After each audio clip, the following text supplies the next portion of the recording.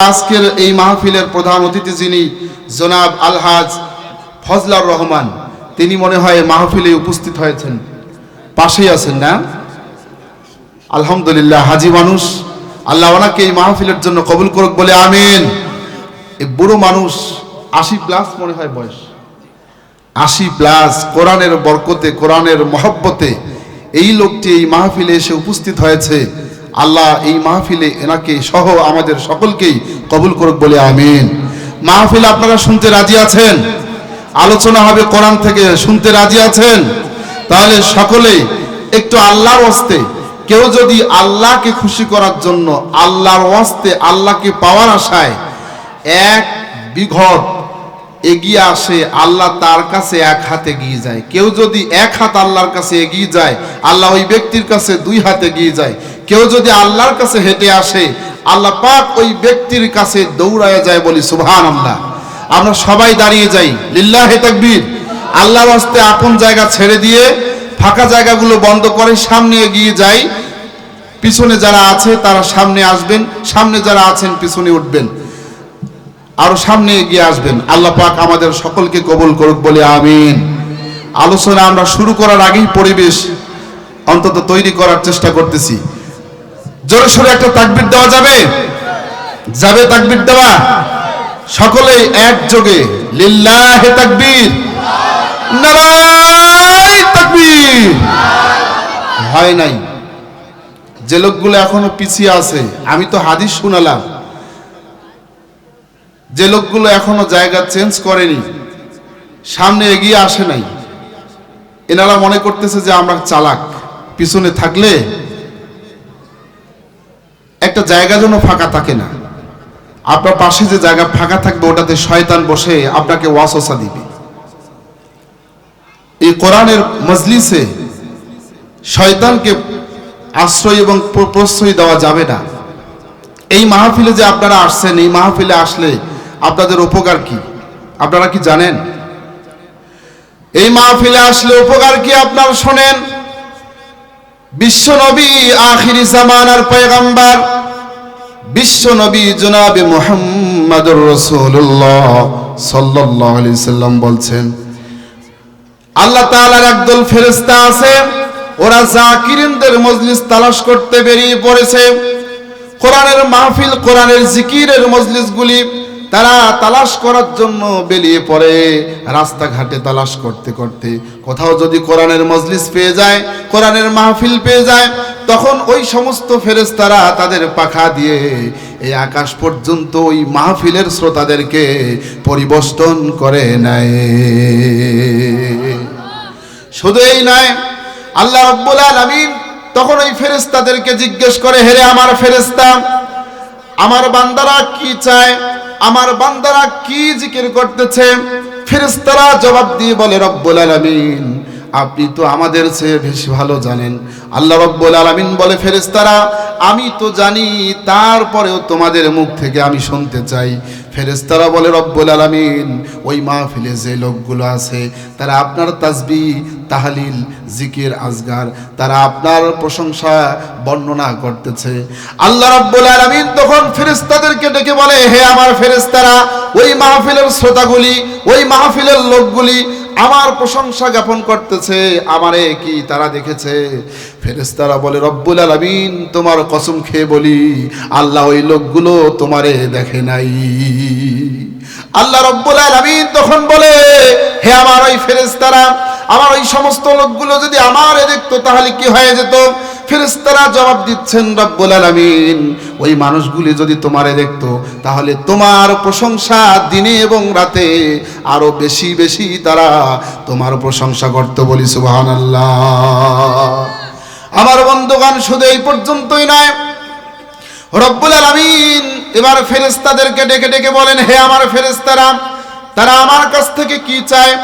এবার জবাব দিয়ে ফেরেশতারা বলেন, রব্বুল আলামিন, আপনার এই সমস্ত বান্দাগুলি ওই মাহফিলে বসে বসে জাহান্নাম থেকে বাঁচতে চায়, জাহান্নামের পরিত্রাণ আল্লাহ তোমার কাছ থেকে চায়।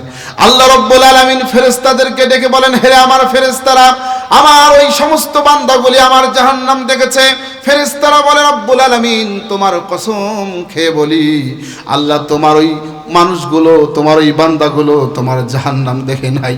আল্লাহ পাক বলেন তারা যদি আমার জাহান্নাম দেখতো কি হতো? আল্লাহ পাকের ওই ফেরেশতারা বলে রব্বুল আলামিন তারা যদি তোমার জাহান্নাম দেখতো দু চোখের পানি ছেড়ে দিয়ে আল্লাহ হাউমাউ করে কান্নাকাটি সারা রাত করে তোমার কাছে জাহান্নাম থেকে আশ্রয় চাইতো বেশি বেশি করে। আল্লাহ রব্বুল আলামিন এবার দেখে বলে তারা আর কি চায়? ফেরেশতারা জবাব দিয়ে বলে রব্বুল আলামিন আপনার ওই সমস্ত বান্দাগুলি জান্নাত পেতে চায়। আল্লাহ পাক তখন ডেকে ডেকে বলেন হে আমার ফেরেশতারা আমার ওই সমস্ত বান্দাগুলি আমার জান্নাত কি দেখেছে? ফেরেশতারা জবাব দিচ্ছেন রব্বুল আলামিন আপনার জান্নাত দেখে নাই। আল্লাহ রব্বুল আলামিন তখন বলে হে আমার ফেরেশতারা আমার ওই সমস্ত বান্দাগুলি যদি আমার জান্নাত দেখতো তাহলে কি অবস্থা হয়ে যেত? রব্বুল আলামিন ফেরেশতারা জবাব দিয়ে বলেন রব্বুল আলামিন তারা আপনার জান্নাত যদি দেখতো রাতে এবং দিনে সারাক্ষণে আপনার জান্নাত পাওয়ার জন্য ব্যতিব্যস্ত হয়ে পড়তো। জান্নাত যদি তারা দেখতো তাহলে জান্নাত পাওয়ার জন্য আরো বেশি বেশি করে আকাঙ্ক্ষা করত।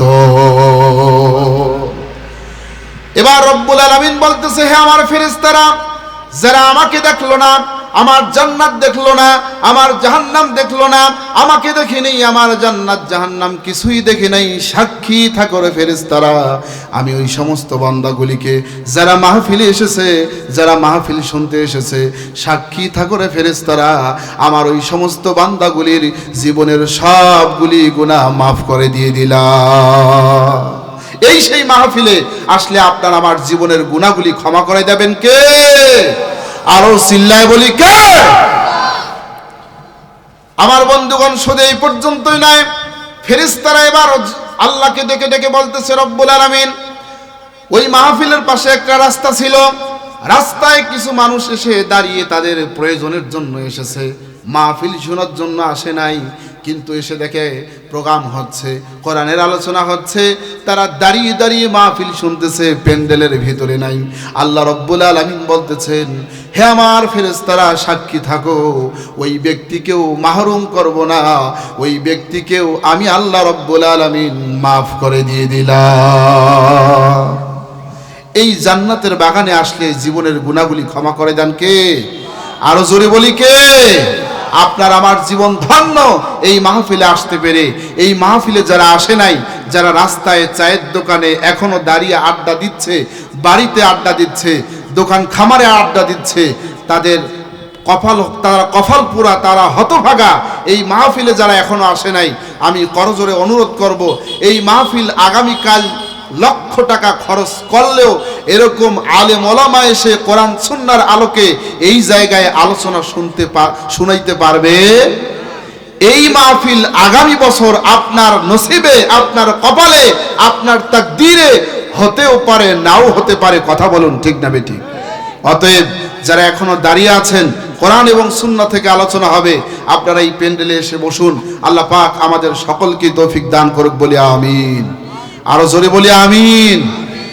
নাস্তিকতা নিপাত যাক দিন ইসলাম জিন্দাবাদ নাস্তিকতা নিপাত যাক দিন ইসলাম জিন্দাবাদ কোটি প্রাণের কি আওয়াজ খোদাদ্রোহী ছাড় পাবে না এই বাংলায় ঠাই হবে না মুসলমানরা জেগেছে আজ জোর কদমে সামনে চলো বজ্রকণ্ঠে আওয়াজ তোলো সবাই মিলে একই তালে দাও না স্লোগান নারায়ে তাকবীর নারায়ে তাকবীর দিন ইসলাম জিন্দাবাদ জিন্দাবাদ ইসলামেরই জন্য দেশের হয়েছে জন্ম ইসলামের বিরুদ্ধে গেলে দেশ হবে ভিন্ন। ঠিক আছে? ইসলামেরই জন্য দেশের হয়েছে জন্ম ইসলামের বিরুদ্ধে গেলে দেশ হবে ভিন্ন। ইসলামের বিরুদ্ধে যারা নিয়েছে অবস্থান এই বাংলায় ঠাই হবে না যাও হিন্দুস্তান জোর কদমে সামনে চলো বজ্রকণ্ঠে আওয়াজ তোলো সবাই মিলে একই তালে দাও না স্লোগান নারায়ে তাকবীর নারায়ে তাকবীর দিন ইসলাম জিন্দাবাদ জিন্দাবাদ ইসলামেরই জন্য দেশের হয়েছে জন্ম ইসলামের বিরুদ্ধে গেলে দেশ হবে ভিন্ন। ইসলামের বিরুদ্ধে যারা নিয়েছ অবস্থান, এই বাংলায় ঠাই হবে না, যাও হিন্দুস্তান। জোর কদমে সামনে চলো, বজ্রকণ্ঠে আওয়াজ তোলো, সবাই মিলে একই তালে দাও না স্লোগান, নারায়ে তাকবীর, দিন ইসলাম, দিন ইসলাম, জিন্দাবাদ, জিন্দাবাদ। কোরআনের শত্রুরা নবীর অপমান সইবে না রে মুসলমান, নারায়ে তাকবীর। আলহামদুলিল্লাহ, আল্লাহ আপনাদের আওয়াজকে কবুল করুক বলে আমিন। এই মাহফিলকে কবুল করুক বলে আমিন। সামনে আলোচনার দিকে যাওয়া যাবে ইনশাআল্লাহ? থাকবেন তো? যারা পিছনে দাঁড়িয়ে আছেন তারা মেহেরবানি করে বসে পড়ুন। এই শাবান মাসের বিশ্ব নবী আখিরি জামানার পয়গম্বর নবী মুহাম্মদুর রাসূলুল্লাহ সাল্লাল্লাহু আলাইহি সাল্লাম বেশি বেশি সিয়াম রাখতেন। আল্লাহর নবী এই শাবান মাসে বেশি বেশি সিয়াম রাখতেন। সুতরাং আল্লাহর নবী বেশি বেশি সিয়াম রাখতেন, শাবান মাসে আপনাকেও সিয়াম রাখতে হবে। কোনো মানুষ যদি শাবান মাসে সিয়াম না রাখে তাহলে ওই ব্যক্তির গুনাহ হবে, ওই ব্যক্তি কিয়ামতের মাঠে কঠিন শাস্তিপ্রাপ্ত হবে। মা আয়েশা রাদিয়াল্লাহু তাআলা আনহা তিনি বলেন, বিশ্বনবী আমি দেখেছি রমজান ছাড়া অন্য কোন মাসে আল্লাহর নবী পূর্ণ মাস আল্লাহর নবী সিয়াম রাখে নাই, আর শাবান মাস ব্যতীত অন্য কোন মাসে আমি নবীকে অধিকাংশ সিয়াম রাখতে দেখি নাই। উসামা বিন যায়েদ রাদিয়াল্লাহু তাআলা আনহু তিনি বলেন, ইয়া রাসূলুল্লাহ আপনি শাবান মাসে এত বেশি বেশি সিয়াম রাখেন কেন? বিষয়টা কি, রহস্য কি, উদ্দেশ্যটা কি? বিশ্ব নবী জনাবে মুহাম্মদুর রাসূলুল্লাহ সাল্লাল্লাহু আলাইহি সাল্লাম বললেন, হে আমার সাহাবী উসামা বিন যায়েদ, তুমি শোনো, এই মাসে গুরুত্বপূর্ণ একটা মাস, সেটা হচ্ছে শাবান মাস। আর লোকেরা এই মাসে বেশিরভাগ উদাসীন হয়ে থাকে। সুতরাং এই মাসে রব্বুল আলামিনের নিকটে বান্দার আমল সমূহ পেশ করা হয়। আমি নবী চাই আমার সিয়ামরত অবস্থায় আমার আমলনামাটা আমার রব্বুল আলামিনের দরবারে পেশ করা হোক। এই জন্য আমি বেশি বেশি এই শাবান মাসে সিয়াম রাখি। অথচ আল্লাহর নবী সিয়াম রেখেছিলেন শাবান মাসে। আমার বন্ধুগণ, বিশ্ব নবী জনাবে মুহাম্মদুর রাসূলুল্লাহ শাবান মাসে সিয়াম রাখতেন। এখন শুনুন, সিয়াম আমরা যদি পালন করি শাবান মাসে তাহলে আমাদের কি উপকার হবে?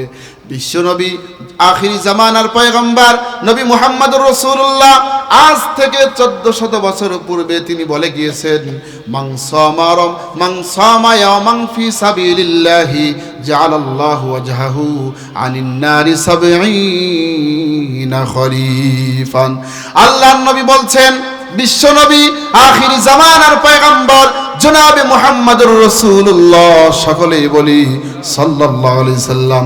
আল্লাহর নবী বলছেন, যখন কোনো মানুষ আল্লাহর সন্তুষ্টির জন্য যদি কোনো ব্যক্তি একদিন সিয়াম রাখে আর আল্লাহ পাক যদি ওই সিয়ামের ওপরে সন্তুষ্ট হন, রাজি হয়ে যান, খুশি হয়ে যান, তাহলে ওই ব্যক্তিকে রব্বুল আলামিন আল্লাহ পাক জাহান্নাম থেকে সরাতে সরাতে 1 বছর নয়, 2 বছর নয়, 70 বছরের পথ আল্লাহ পাক ওই ব্যক্তিকে জাহান্নাম থেকে দূরে রেখে দিবে।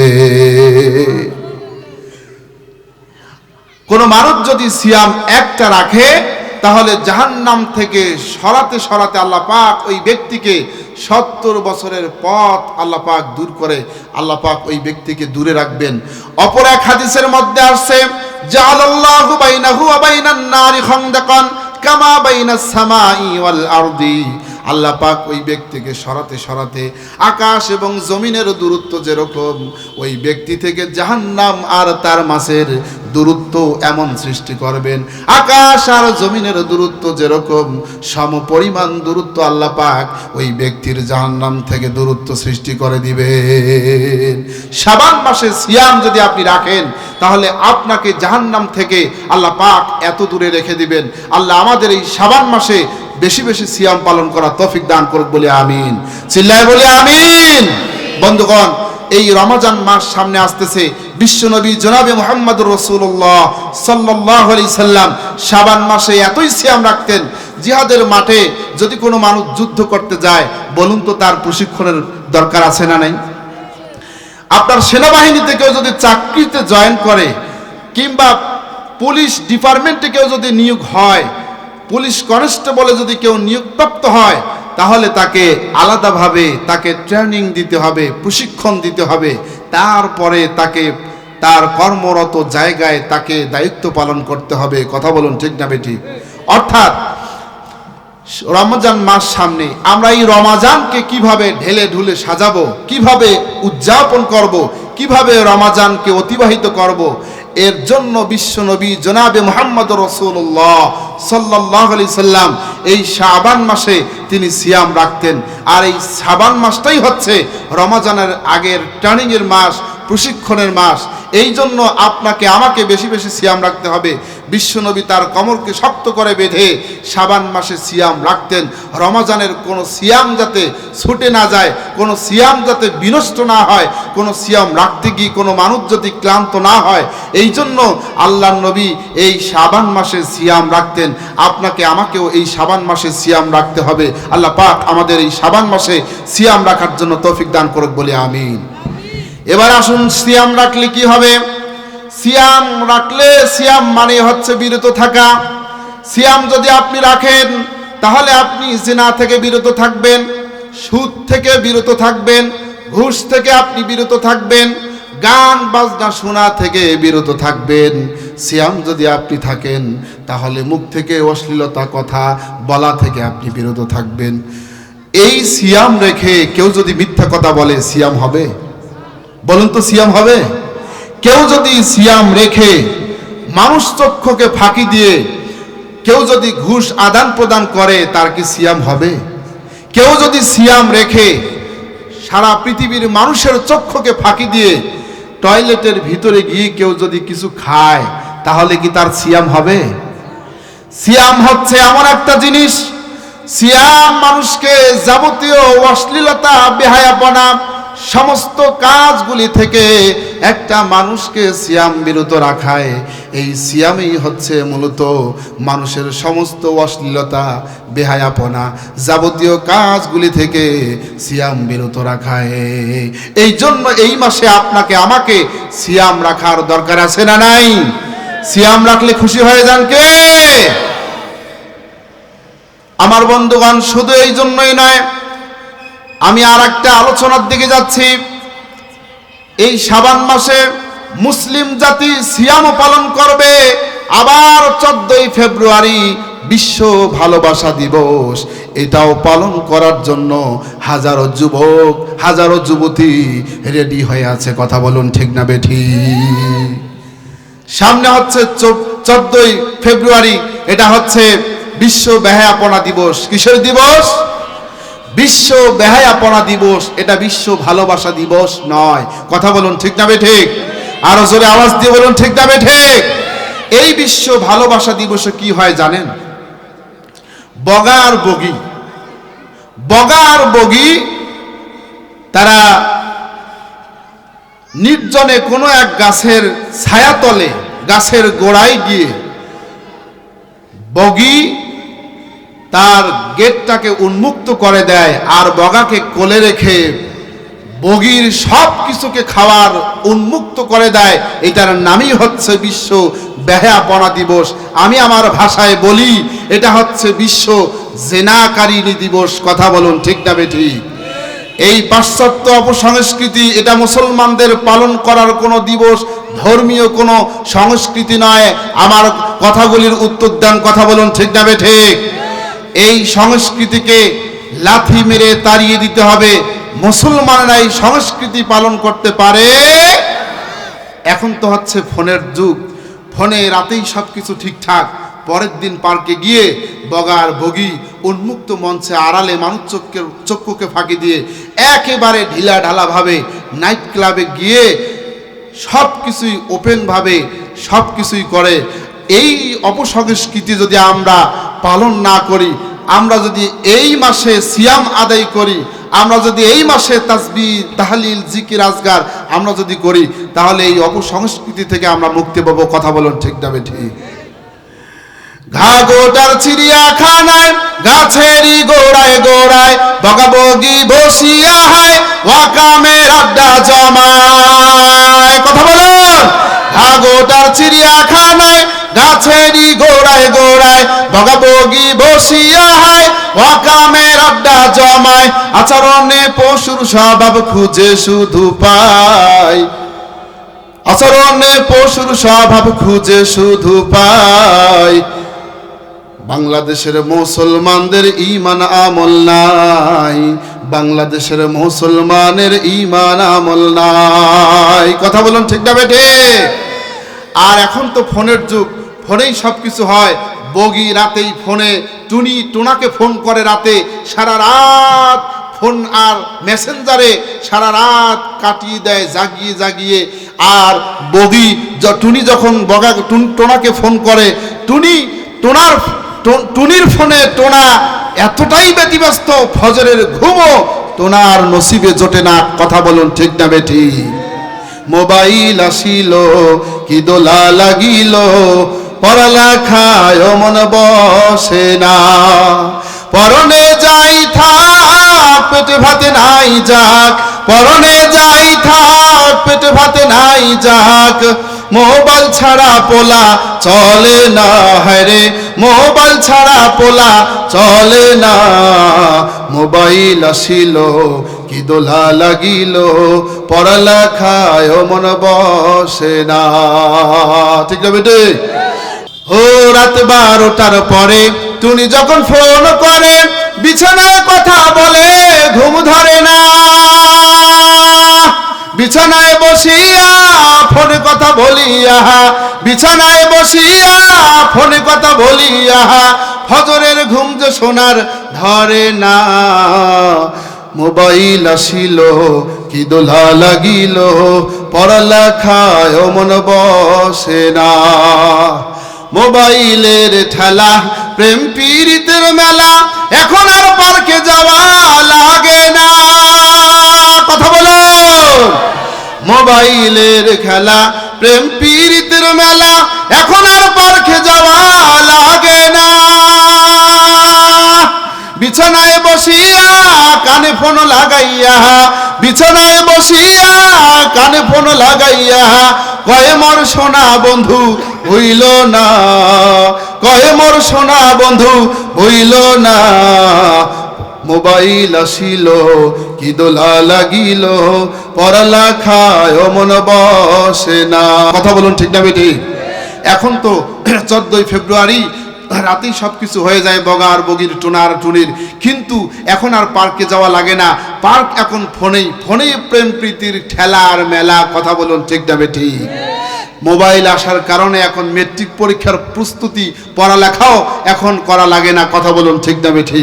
পড়ালেখার নামে ফাঁকিবাজি, পড়ালেখার নামে হচ্ছে প্রেম প্রীতি। আমি সেদিকে যাচ্ছি না। আজকের আলোচনার বিষয় হচ্ছে সূরা আল কাউসারের শিক্ষা। কথা বলুন কিসের শিক্ষা? সূরা আল কাউসারের ভিতরে আল্লাহ রাব্বুল আলামিন কয়েকটা বিষয় দিয়েছে, কয়েকটা মুসলিম মিল্লাতের জন্য শিক্ষা দিয়েছে। বিশ্বনবী আখিরি জামানার পয়গম্বর নবী মুহাম্মদুর রাসূলুল্লাহ সাল্লাল্লাহু আলাইহি সাল্লাম, আনাস রাদিয়াল্লাহু তাআলা থেকে বর্ণিত, তিনি বলেন আল্লাহর নবী এরকম একদিন আমাদের মাঝে তন্দ্রাচ্ছন্ন ছিলেন। তন্দ্রা বোঝেন? জিমানো মানে জিম এইভাবে ধরে। অল্প অল্প ঘুমাচ্ছিলেন।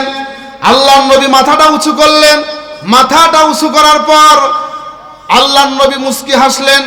আমরা আল্লাহর নবীকে প্রশ্ন করলাম, ইয়া রাসূলুল্লাহ, আপনি মাথা উঁচু করলেন আর মুস্কি হাসলেন, কারণ কি? বিশ্বনবী জনাবি মুহাম্মদুর রাসূলুল্লাহ সাল্লাল্লাহু আলাইহি সাল্লাম বললেন, হে আমার সাহাবী, তোমরা শোনো, মাথা আমি উঁচু করলাম আর মুস্কি হাসি দিলাম, এই মুহূর্তে আমার উপরে রব্বুল আলামিন একখানা আয়াতে কারিমা, একখানা সূরা নাজিল করেছেন। বলুন তো সূরাটার নাম কি? জোরে বলি কি? সূরা আল কাউসার আল্লাহ পাক আমার উপরে নাজিল করেছে। সুতরাং কাউসার মানে কি তোমরা জানো?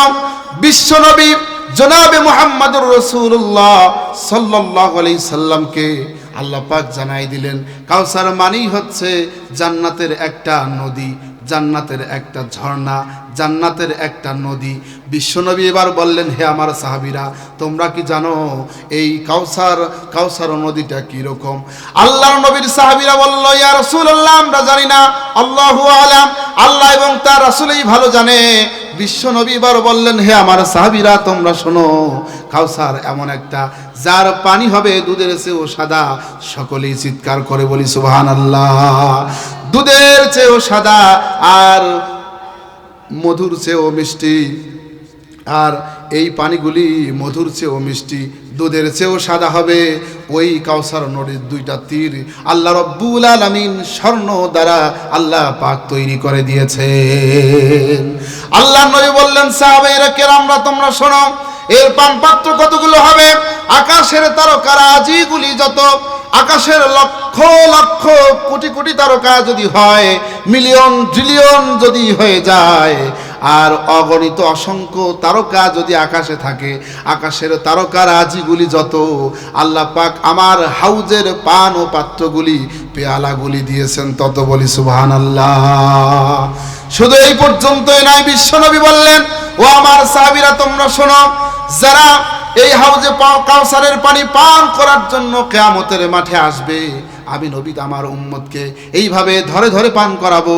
যারা হাউজের পানি পান করবে, কিয়ামতের দিন তারা আর কখনো কোনো দিন পিপাসিত হবে না, তৃষ্ণার্ত হবে না। বিশ্বনবী বললেন, আমি কতক লোককে আমি নবী তাদেরকে হাউজের পানি পান করাতে থাকবো। একদল পানি পান করে যাবে, আর একদল চলে আসবে। এইভাবে দ্বিতীয় দল যখন আসবে, তাদেরকে আমি নবী হাউজে কাউসারের পানি পান করাতে যাব। আরে কি অবস্থা! হাউজে কাউসারের পানি তারা পান করতে পারবে না। এমনই অবস্থায় বিশ্বনবী বললেন, আমি নবী আল্লাহর দরবারে আল্লাহর কদম মোবারকে সেজদায় পড়ে লুটিয়ে যাব, আর বলল, ইয়া রব্বি ইয়া উম্মতি। আল্লাহর নবী ডুকরে ডুকরে কান্না করবেন আর বলবেন, রব্বি ইয়া উম্মতি। রব্বুল আলামিন, আমার উম্মত, আমার উম্মত, আমার উম্মত। আল্লাহ রব্বুল আলামিন তখন ডেকে বলবে, হাবিব মাথা উঠান। রব্বুল আলামিন তখন বলবে, হাবিব মাথা উঠান, কি অবস্থা আপনি বলুন।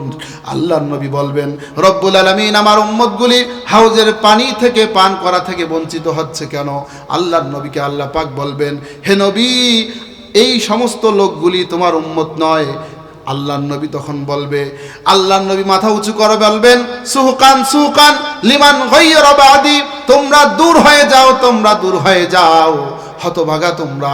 আল্লাহর নবী তখন বলবেন, লিমান গায়রা বাদি, আমার মৃত্যুর পর আমার দিনের তোমরা পরিবর্তন এনেছো, তোমরা আমার এখান থেকে দূর হয়ে যাও। এই ব্যক্তিগুলি হাউজে কাউসারের পানি পান করতে পারবে না। যারা দিনের পরিবর্তন এনেছে, যারা দিনের পরিবর্তন এনেছে, বিশ্বনবী বলছেন, কুল্লু উম্মতি ইয়াদখুলুনাল জান্নাতা, আমার সমস্ত উম্মতগুলি আল্লাহর জান্নাতে যাবে, ইল্লা মান আবা, কিন্তু আবা ব্যতীত। সাহাবায়ে কেরামরা প্রশ্ন করলেন, ইয়া রাসূলুল্লাহ, আবা কারা? আল্লাহর নবী বললেন, ক্বালা মান আতাআনি দাখালাল জান্নাহ ওয়া মান আসানি ফাকাদ আবা। যারা আমার আনুগত্য করেছে তারা হচ্ছে আমার উম্মত, তারা আল্লাহর জান্নাতে যাবে।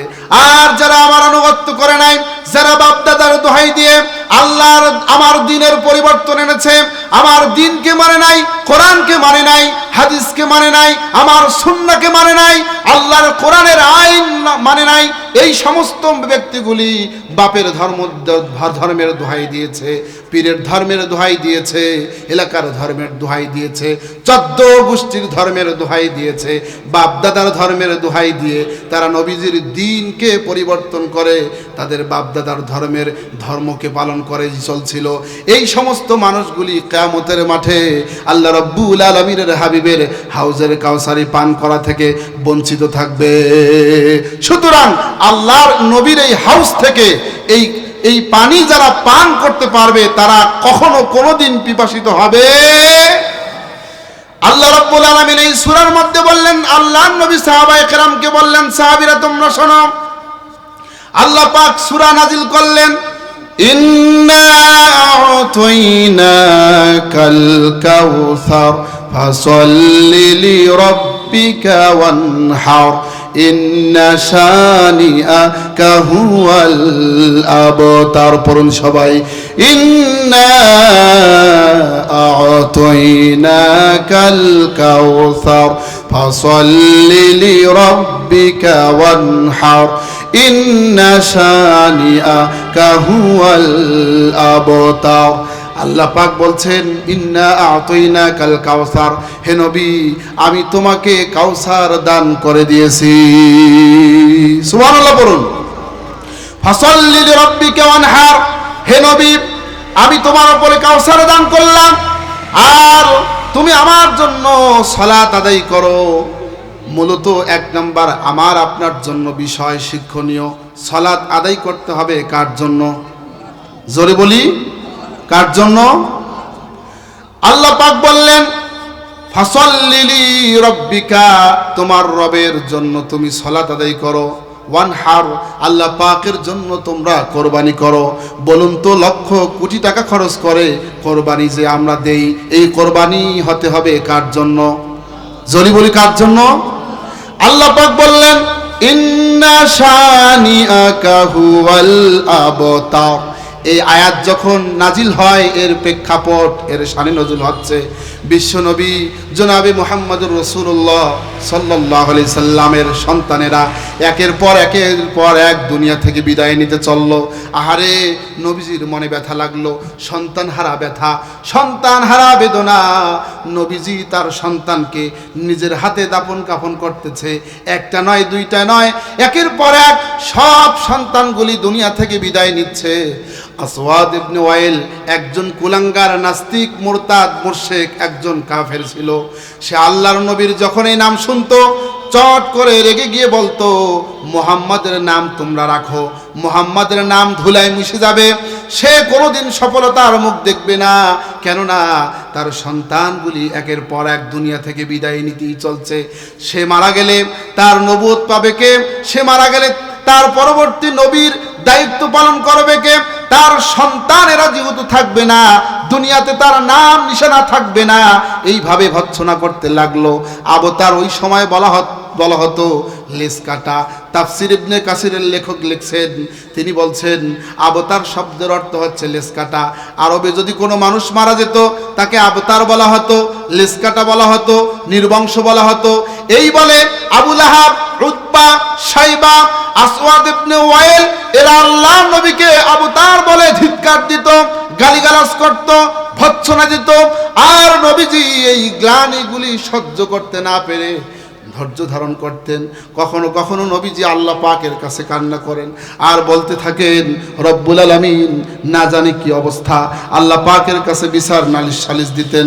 আল্লাহ রব্বুল আলামিন নবীকে প্রত্যেকটা অপমান, যখন আক্রমণাত্মক যখন অপমান করা হতো, বিশ্ব নবীকে বলুন তো অপমান করলে এই অপমান নবীকে লাগে না, বলুন তো লাগে কাকে? তারা অপবাদ দিচ্ছে, আর এই অপবাদের জবাব বিশ্ব নবীর মুখ থেকে আসে নাই। আল্লাহ পাক যতক্ষণ না ওহী নাজিল করেন, অতক্ষণ বিশ্ব নবীর জবান থেকে কোনো কথা বের হয় না। আল্লাহ পাক রব্বুল আলামিন এই কাজগুলি যখন দেখলেন, তারা একের পর এক নবীকে এভাবে ভৎসনা দিচ্ছে, অপবাদ দিচ্ছে, নবীকে গালিগালাজ করতেছে, হ্যাঁ প্রতিপন্ন করতেছে, নবীর প্রবঞ্চনা আল্লাহ এর জবাব দিচ্ছে। আল্লাহ পাক সূরা এই কাউসার অবতীর্ণ করে দাঁত ভাঙ্গা জবাব দিলেন। আল্লাহ পাক বললেন, নবী হে, ইন্না শানিআকা হুয়াল আবতার, তুমি বলো লেসকাটা তুমি নাও। যারা তোমাকে এই লেসকাটা বলতেছে তারাই হচ্ছে নির্বংশ, তারাই হচ্ছে লেসকাটা। তাদের নাম নিশানা এই আকাশ ও জমিনে থাকবে না। সূর্য যতদিন উঠবে অতদিন পর্যন্ত তোমার নাম আকাশে থাকবে, তোমার নাম জমিনে থাকবে। আকাশ ও জমিনের সর্বত্র জায়গায় ছড়িয়ে ছিটিয়ে দিয়ে দিবেন মুহাম্মাদের নামকে। আজও ঘরে ঘরে মুহাম্মাদের নাম আছে না নাই? জোরে বলি, আছে না নাই? যুগে যুগে নবী এবং সাহাবায়ে কেরামদেরকে নিধন করার জন্য উত পেতে একদল বসেছিল। আজকের জামানায় আলেম ওলামা, মসজিদ মাদ্রাসার উপরেও নিধন করার জন্য, এই মুসলিমদেরকে বিদায় করার জন্য, ইসলামকে দুনিয়া থেকে বিদায় করার জন্য একদল লোক উত পেতে আমাদের ওপরে বসে আছে না নাই? এই আলোচনা সমালোচনা যতই হোক না কেন, কোরআন এবং হাদিস বিলুপ্ত করার কোনো মানুষের ক্ষমতা থাকবে? কেননা এটা হচ্ছে চেরাগ। এটা হচ্ছে কি? এই চেরাগকে নিভিয়ে দেওয়ার জন্য আবু জাহেলের গোষ্ঠীরা, সাজ্জাদ, হামান, উবাই ইবনে খালদ, এরা সকলেই শত চেষ্টা করেছে এই কোরআনের আলোকে নিভিয়ে দেওয়ার জন্য। হাজারো প্রচেষ্টা ব্যর্থ হয়েছে, কিন্তু কোরআনের আলোকে নিভিয়ে দিতে আজও পর্যন্ত কেউ পারে। কবি সুন্দর করে বলেন, সাথী যা কা রাহা হ্যায় अजल से तायम रोज चरागे मुस्तफा भी छे शरारे बुलहाबीज। আবহমান কাল থেকে শুরু করে মুহাম্মদ সাল্লাল্লাহু আলাইহি সাল্লামের চেরাগকে, নূরকে, ইসলামকে, দ্বীনকে মুছে ফেলার জন্য তারা হাজারো চক্রান্ত করেছে, কিন্তু এই ইসলাম নামক নূরকে, কোরআনকে, হাদিসকে, আল্লাহর দ্বীনকে আল্লাহর জমিন থেকে কেউ মুছে ফেলতে পারবে? আল্লাহ রাব্বুল আলামিন বলছেন, ইউরিদুনা লিইউতফিউ নূরাল্লাহি বিআফওয়াহিহিম ওয়াল্লাহু মুতিম্মু নূরিহি ওয়ালাউ কারিহাল কাফিরুন। আল্লাহ রাব্বুল আলামিন বলছেন, তারা ইসলামকে, ইসলাম বিনষ্টকারীরা, কাফেরেরা, মুশরিকেরা, আল্লাহর এই জমিনে কুলাঙ্গারেরা ইসলামকে বিদায় করার জন্য হাজারো প্রচেষ্টা তারা করুক, কিন্তু এই কোরআন, এই নূরকে, ইসলামকে কেউ প্রচেষ্টা করেও এই নূরকে নিভিয়ে দিতে পারবে না। কথা বলুন ঠিক না বেঠিক? এই কোরআনের বাতিকে কিয়ামত পর্যন্ত আল্লাহর জমিন থেকে কেউ নিভায় দিতে পারবে? এই কোরআনের আলোকে নিভায় দেওয়ার জন্য এসেছিল ফিরাউন, ফিরাউন ব্যর্থ হয়েছে। কোরআনের আলোকে নিভায় দেওয়ার জন্য এসেছিল নমরুদ, নমরুদ ব্যর্থ হয়েছে। কোরআনের আলোকে নিভায় দেওয়ার জন্য সাজ্জাদ পৃথিবীতে এসেছিল, ব্যর্থ হয়েছে। কোরআনের আলোকে নিভিয়ে দেওয়ার জন্য আবু জাহেল এসেছিল, ব্যর্থ হয়েছে। কোরআনের আলোকে নিভিয়ে দেওয়ার জন্য হামান এসেছিল, ব্যর্থ হয়েছে। কোরআনের আলোকে নিভিয়ে দেওয়ার জন্য কারণ এসেছিল, ব্যর্থ হয়েছে। কোরআনের আলোকে নিভায়া দেওয়ার জন্য আজও বাংলার জমিনে মুশরিকেরা, নাস্তিকেরা হাজারো প্রচেষ্টা করেছে, কিন্তু তারাই আল্লাহর জমিন থেকে ব্যর্থ হয়েছে। কথা বলুন ঠিক না বেটি? শুধু জমিনেই নয়, এই জমিন থেকে, এই দেশ থেকে দেশান্তর হয়েছে আমার বন্ধুগণ। কথা বলুন ঠিক না বেটি? সুতরাং এই কোরআনকে যারাই বিলুপ্ত করতে আসবে তারাই জমিন থেকে বিলুপ্ত হবে। কোরআন কোনোদিন বিলুপ্ত হবে? কেননা এই কোরআনকে আল্লাহ পাক নাজিল করেছেন, আর এই কোরআনের হেফাজত একমাত্র নিয়েছেন কে? সুতরাং কোরআন যেহেতু আল্লাহ পাক নাজিল করেছেন, আল্লাহ পাক এই কোরআনের হেফাজত নিয়েছেন, সুতরাং এই কোরআন যুগে যুগে থাক। আপনারা কি চান? সকলে চান? এই কোরআন কেউ যদি পাঠ করে, বিশ্বনবী বলছেন, ইকরাউল কোরআন ইয়াউমাল কিয়ামাতি শাফিআন লিআসহাবিহি। এই কোরআন কিয়ামতের মাঠে কেউ যদি কোরআন পাঠ করে, কেউ যদি কোরআন ধরে, কেউ যদি কোরআন স্পর্শ করে, কেউ যদি কোরআন তেলাওয়াত করে, তাহলে এই কোরআন কিয়ামতের মাঠে ওই ব্যক্তির জন্য সুপারিশকারী হয়ে যায়। বলি সুবহানাল্লাহ। আমার বন্ধুগণ, শুধু তাই নয়, কোরআনের যারা হাফেজ হবে, কোরআনের যারা পাঠক হবে, এই মাদ্রাসায় পড়ে যারা কোরআনের হাফেজ হবে, এই মাদ্রাসায় পড়ে যারা কোরআনের পাঠক হবে, বিশ্বনবী বলছেন কিয়ামতের মাঠে, বুখারীর হাদিস, বিশ্বনবী বলছেন কিয়ামতের মাঠে কোরআন ফ্যাকাশে একটা চেহারার আকৃতি ধারণ করবে। আকৃতি ধারণ করে কিয়ামতের মাঠে কোরআন এসে বলবে, হে অমুক ব্যক্তি, তুমি কি আমারে চেনো? মানুষ তখন বলবে, কোরআনের পাঠক তখন বলবে, কোরআনের হাফেজ তখন বলবে, না না, আমি তোমারে চিনি না। কোরআন তখন বলবে, আমি সেই কোরআন, যেই কোরআন রাত জেগে জেগে তোমার ঘুমকে আমি হারাম করে দিয়েছি। হে হাফেজ, কোরআনের হাফেজ, তুমি শুনে রেখো, রাতে তাহাজ্জুদ পড়ে তুমি আমারে পড়েছো, আরামের ঘুমকে হারাম করে তুমি আমারে পড়েছো। রাতের ঘুমকে আমি তোমারে হারাম করে দিয়েছিলাম। রাতের অন্ধকারে ল্যাম্প জ্বলায়া, বাতি জ্বলায়া, লাইট জ্বালায়া তুমি আমার এইভাবে তেলাওয়াত করেছিলে। আমি হচ্ছি সেই কোরআন। আমার বন্ধুগণ, শুধু এই পর্যন্তই নয়, কোরআন বলবে আমি তোমারে দিনের তৃষ্ণার্ত অবস্থায় রেখেছিলাম। আমি দিনে তোমাকে খাবার ও পানীয় পান করা থেকে বিরত রেখেছিলাম। তুমি আমারে পান করেছিলা, এক ঢোক পানীয় পান করতে পারো নাই, এরকমও সময় তোমার গিয়েছে।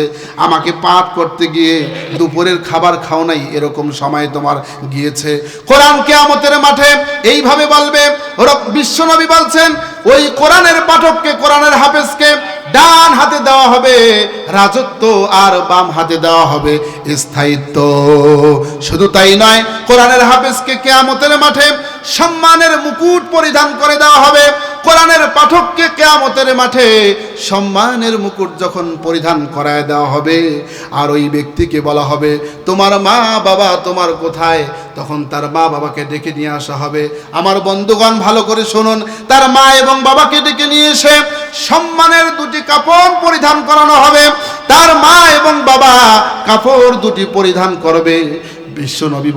বিশ্বনবী বলছেন, তার মা এবং বাবা যেই দুইটি কাপড় পরিধান করবে, দুনিয়া এবং দুনিয়ার মাঝে যা আছে সবগুলোর চেয়েও মূল্য এবং মূল্যবান হচ্ছে ওই কাপড়। বিশ্বনবী বলছেন, তার মা এবং বাবা বলবে, তার মাতা পিতা বলবে, এই সম্মান কোত্থেকে আমরা পেলাম, কোত্থেকে আসলো? কোরআনের ওই পাঠকের মা তখন বলবে, জবাবে রব্বুল আলামিন তখন খুশি হয়ে বলবেন, হে কোরআনের পাঠকের মা, কোরআনের হাফেজের মা, তুমি শুনে রেখো, তোমার একটা মেয়ে ছিল, তোমার একটা ছেলে ছিল। তোমার ওই মেয়ে এবং ছেলেকে কোরআনের হাফেজ তুমি বানিয়েছো, কোরআনের পাঠক তুমি বানিয়ে দিয়েছো। অমুক জায়গায় তুমি মাদ্রাসায় দিয়েছিলা, অমুক জায়গায় তুমি মাদ্রাসায় তোমার বাচ্চাকে দিয়ে কোরআনের হাফেজ বানিয়েছো। আমি রব্বুল আলামিন কোরআনের হাফেজ বানানোর কারণে, তোমার ছেলেকে বানানোর কারণে আমি আল্লাহ তোমার উপরে খুশি হয়ে আমি রব্বুল আলামিন এই সম্মানের মুকুট তোমাকে আমি দিয়ে দিলাম। কোরআনের পাঠক এবার বলবে রব্বুল আলামিন, হে কোরআনের হাফেজ, তোমার কোরআনের 6666টি আয়াত যে মুখস্থ আছে, একটা করে আয়াত পাঠ করো, আর এই কিয়ামতের মাঠে জান্নাতের একটা করে সিঁড়ি তুমি অতিক্রম করো। বন্ধুগণ, একটা করে আয়াত পাঠ করতে থাকবে, আর ওই কোরআনের হাফেজকে বলা হবে তুমি জান্নাতের সিঁড়ি অতিক্রম করো। এইভাবে কোরআনের হাফেজ 6666টি কোরআনের আয়াত তেলাওয়াত করবে, আর 6666টি সিঁড়ি অতিক্রম করে জান্নাতের সুউচ্চ আসনে আল্লাহ রব্বুল আলামিন ওই হাফেজকে আসন দিয়ে দিবে। এই কোরআনের বরকতে, কিসের বরকতে? এই কোরআনের সাথে আমরা কি থাকতে চাই? সকলে বলি থাকতে চাই। এই কোরআনের সাথে আমরা কে কে থাকতে চাই? দুহাত উঁচু করে দেখাই, লিল্লাহে তাকবীর, লিল্লাহে তাকবীর। আল কোরআনের আলো, সংসদে জালো, ওই কোরআন হাদিস যেখানে, লিল্লাহে তাকবীর। জীবনের সকল সমাধান দিতে পারে একমাত্র, আবার বলি, জীবনের সকল সমাধান দিতে পারে। পৃথিবীতে যতগুলি গ্রন্থ আছে সব গ্রন্থ মানুষের সমাধান দিতে ব্যর্থ, একমাত্র কোরআনে মানুষের সমাধান দিতে পারে। এই জন্য আমি বলি, সমাধান চাও যদি জীবনে মরণে, ফিরে যাও খুঁজে নাও চোখ রাখো কোরআনে। সমাধান চাও যদি জীবনে মরণে, ফিরে যাও খুঁজে নাও চোখ রাখো কোরআনে। সমাধান, ও সমাধান, এ তো চির অম্লান চির মুক্তির ডাক, এ যে মহাবাণী খোদারি কালামে পাক। এই দুনিয়া আর সেই দুনিয়া, এই দুনিয়া আর সেই দুনিয়া, অশান্তি দূর করে শান্তি আনে। সমাধান, ও সমাধান, সমাধান চাও যদি জীবনে মরণে, ফিরে যাও খুঁজে নাও চোখ রাখো কোরআনে। সমাধান, সমাধান, এ বাণী সকলের নয় শুধু মুমিনের, যারাই চলবে মেনে ফল পাবে কোরআন। ঠিক না ঠিক? এ বাণী সকলের নয় শুধু মুমিনের, যারাই চলবে মেনে ফল পাবে কোরআনের। ঘর ঘরে বলো কিবা রাষ্ট্রে বলো, ঘরে বলো কিবা রাষ্ট্রে বলো, অশান্তি দূর করে শান্তি আনে সমাধান। ও সমাধান, সমাধান চাও যদি জীবনে মরণে, ফিরে যাও খুঁজে নাও চোখ রাখো কোরআনে। সমাধান, ও সমাধান। লিল্লাহি তাকবীর।